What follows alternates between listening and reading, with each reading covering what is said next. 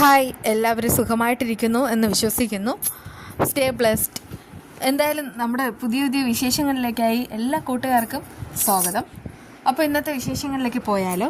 അതായത് ദേവികയാണെങ്കിൽ നന്ദനോട് നിർബന്ധിച്ച് പറയുന്നുണ്ട്, എനിക്ക് ഒരുപാട് കാര്യങ്ങൾ ചെയ്യാനുണ്ട്. എന്നിട്ട് ഞാൻ വന്നത് ഇവിടെ ഞാൻ അച്ഛാന്നും അമ്മാന്നും വിളിച്ച് സ്നേഹിക്കുന്ന 2 പേരുണ്ട്. അതിലുപരിയായിട്ട് നന്ദുവിനെ രക്ഷപ്പെടുത്തണം. അതുകൊണ്ട് എൻ്റെ നടന്ന കാര്യങ്ങൾ എന്താണെന്ന് വെച്ചാൽ അങ്കിളിനോട് തുറന്നു പറയും.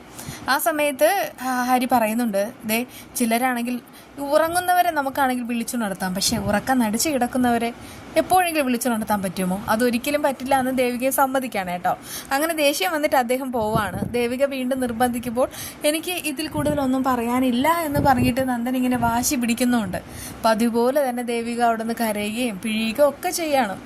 അങ്ങനെ ശാരികയാണെങ്കിൽ ഗിരീഷിൻ്റെ വീട്ടിൽ പോകുന്നു. അമ്മയാണെങ്കിൽ അടിപൊളി ചായ എല്ലാം ഇട്ട് കൊടുക്കുന്നു. പക്ഷെ രജനിയാണെങ്കിൽ ഇങ്ങനെ ചൊറിഞ്ഞുകൊണ്ടേ ഇരിക്കുകയാണ്. അതേസമയം വീട്ടിലെ മാധവൻ്റെ കാര്യങ്ങളൊക്കെ ചോദിക്കുമ്പോൾ അച്ഛനിപ്പോൾ വേറെ കുഴപ്പമൊന്നുമില്ല, എന്തായാലും വീട്ടിലേക്ക് കൊണ്ടുവന്നല്ലോ, ഫിസിയോതെറാപ്പിയും മറ്റും ചെയ്യുന്നുണ്ട്, എത്രയും വേഗം തന്നെ സുഖമാവും എന്നൊക്കെ ഇങ്ങനെ പറയുന്നുണ്ട്. അതിനിടയ്ക്ക് MLAക്ക് സുഖമല്ലേ എന്ന് രജനി ചോദിക്കുമ്പോൾ അതിനൊരു കിടിലൻ കൗണ്ടർ തന്നെ ശാരിക പറയാണ്, ഏത് MLA ആണ്? എൻ്റെ ചേച്ചി ദേവികയാണ് ഉദ്ദേശിച്ചത്, അല്ല ഒരുപാട് MLAമാരുണ്ടല്ലോ. അതെന്തായാലും ആ രജനിക്ക് കയറി കൊള്ളുകയാണ് കേട്ടോ. അതുകൊണ്ട് തന്നെ രജനി ചോദിക്കുന്നുണ്ട് കളിയാക്കുകയാണെന്ന്. ഞാനങ്ങനെ ആരെയും കളിയാക്കുകയില്ല, പക്ഷേ എന്നെ കളിയാക്കിയാൽ ഞാനാണെങ്കിൽ ഉറപ്പായിട്ടും തിരിച്ച് 2 ഡോസ് കൊടുക്കുകയും ചെയ്യുമെന്ന് പറയുന്ന സമയത്ത് അവിടെ ഇരിക്കുന്ന അമ്മയ്ക്കാണെങ്കിൽ ഈ ശാരികയുടെ മറുപടിയും കാര്യങ്ങളും എല്ലാം ഒത്തിരി ഇഷ്ടമാവാണ് കേട്ടോ.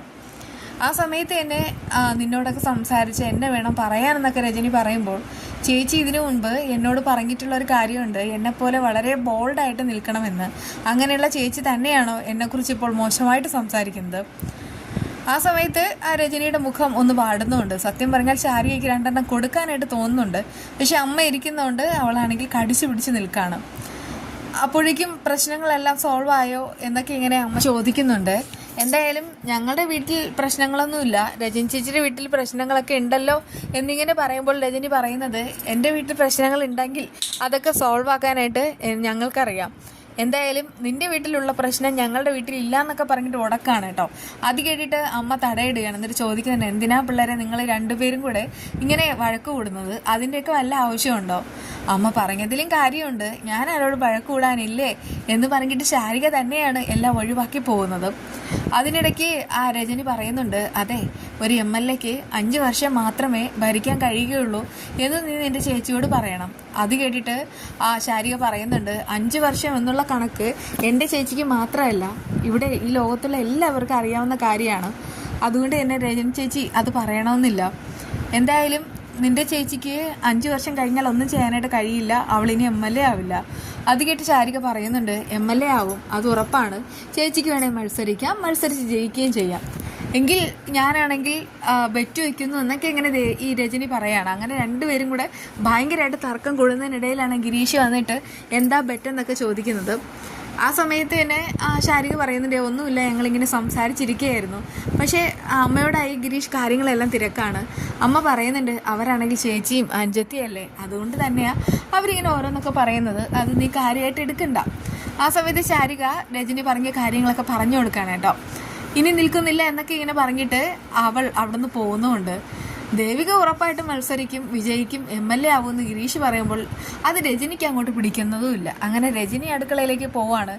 ഗിരീഷ് ആണെങ്കിൽ ഇവളുടെ സ്വഭാവത്തിന് മാത്രം ഒരു മാറ്റം ഇല്ലല്ലോ എന്നൊക്കെ ഇങ്ങനെ ഓർത്തിട്ട് നിൽക്കുന്നു.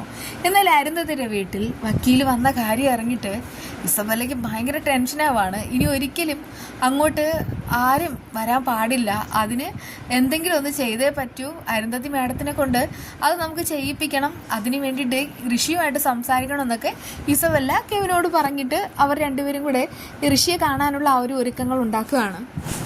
എന്നാൽ ഋഷിയാണെങ്കിലോ അമ്മയോട് പോയിട്ട് പറയുന്നുണ്ട്, അമ്മയാണെങ്കിൽ എനിക്ക് വേണ്ടിയിട്ട് ചന്ദ്രോത്ത് പോകണം, ഞാൻ എന്തിനാണ് അങ്ങോട്ട് പോകുന്നതെന്നൊക്കെ അരുന്ധതി ദേഷ്യത്തിൽ ചോദിക്കുകയാണ്.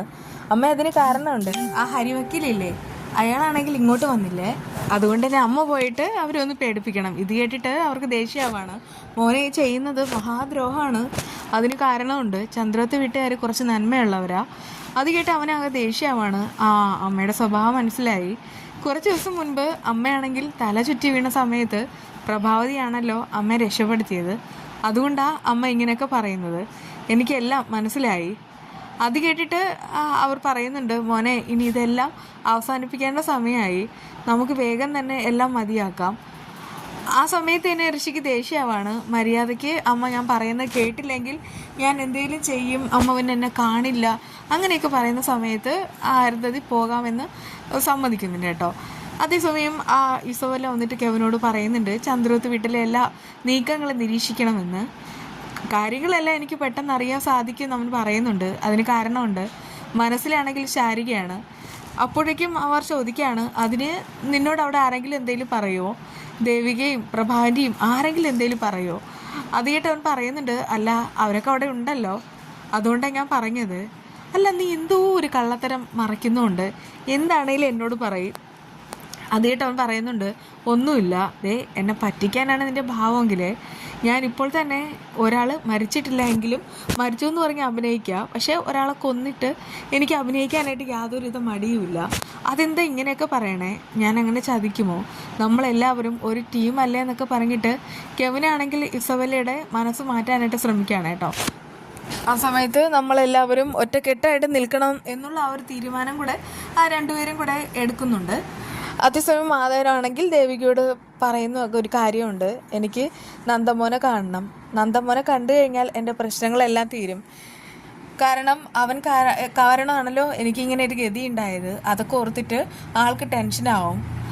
പക്ഷേ ആ സമയത്ത് ദേവിക പറയുന്നുണ്ട്, അച്ഛൻ ഇപ്പോൾ കാണണ്ട, എനിക്ക് ഇപ്പോൾ കാണണമെന്ന് താല്പര്യമില്ല. അങ്ങനെയൊക്കെ ചേച്ചി സംസാരിക്കണം എന്നുണ്ടെങ്കിൽ അതിൻ്റെ പിന്നിൽ ഒരു ന്യായമുണ്ട്. അച്ഛനും അമ്മയും അത് മനസ്സിലാക്കണം എന്നൊക്കെ ശാരിക ഉപദേശിക്കുകയാണ്. പക്ഷേ നിങ്ങൾ അച്ഛനും അമ്മയും എന്ന നിലയ്ക്ക് നിങ്ങൾക്കും ഒരു ന്യായം ഉണ്ടാവും.